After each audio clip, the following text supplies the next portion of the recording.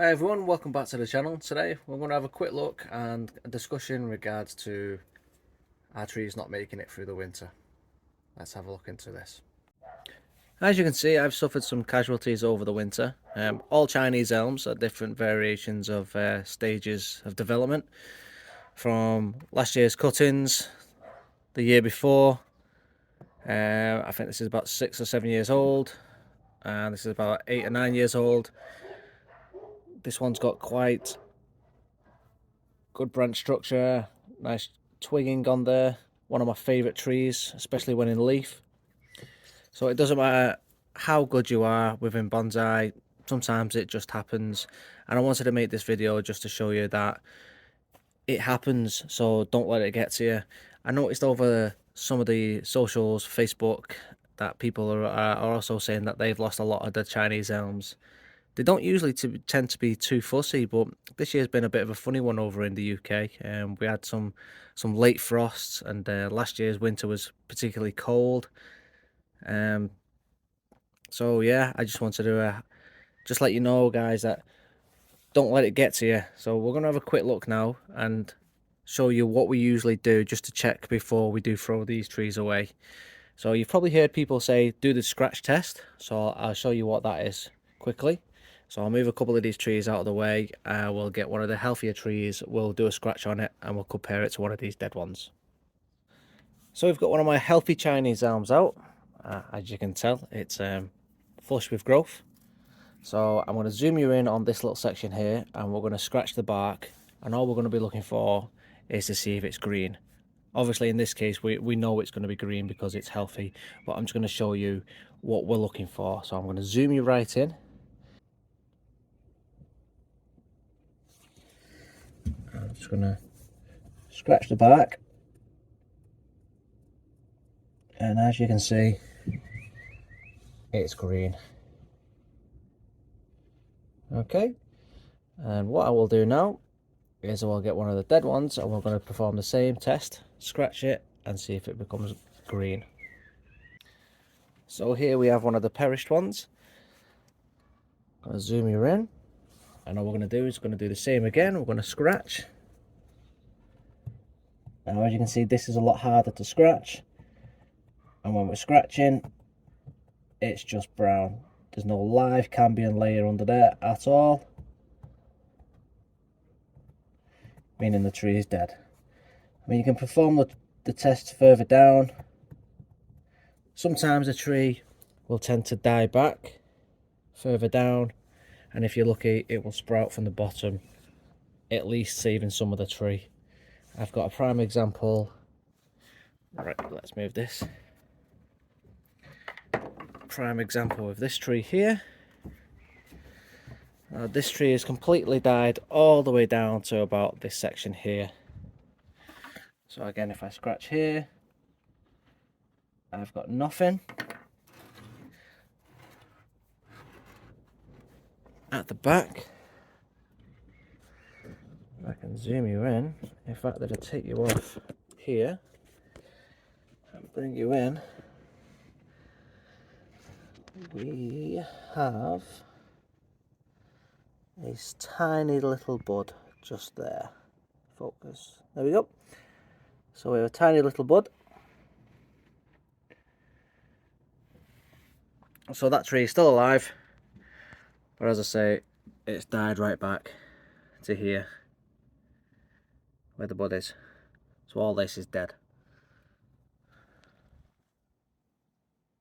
So it's always worth scratching, working our way down, scratch again, work our way down a little bit more, scratch again, because we may in fact still have a tree that's alive towards the bottom. It just means we have to start all over again. You might have seen on the video the other week, I did some cuttings from a few years back, and we were reshaping them, and on one of the cuttings, this one, it has indeed died all the way back. In fact, all the way back down to this little branch here. So all of this tree here has died, which is what I was worried about when I did shape it. Again, I did the scratch earlier on here. to test. And I did one here as well. So my tree is now no more than a thumb tall.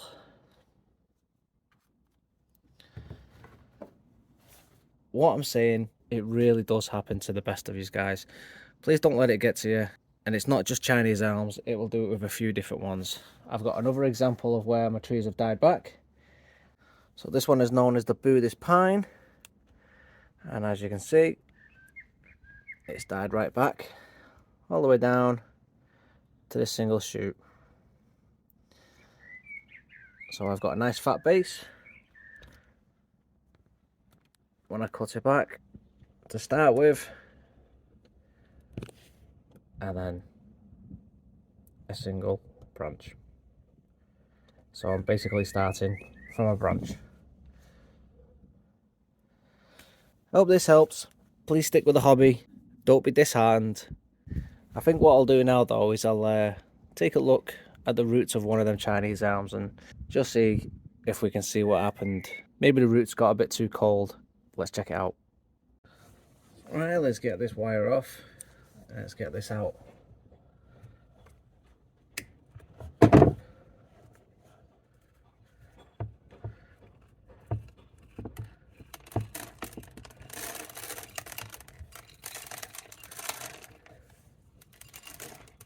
Let's get you zoomed out a little bit.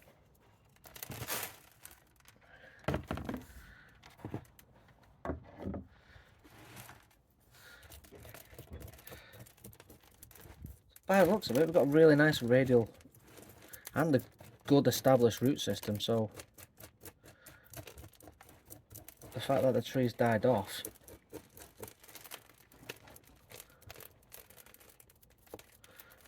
is a bit of a mystery.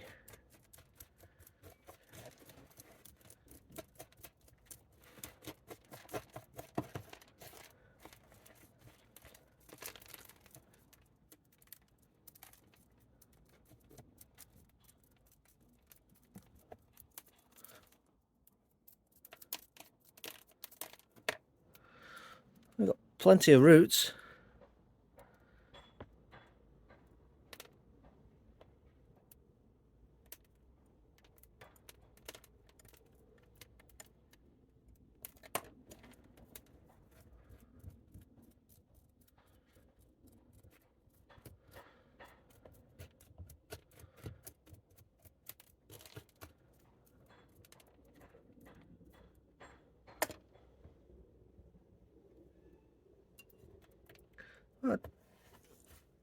Nothing looks out of the ordinary. Doesn't look like we've had any root rot or anything like that. And I think I can put it down to is maybe we had a cold snap, the roots got frozen.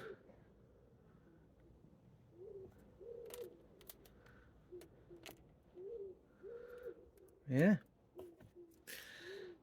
There we go.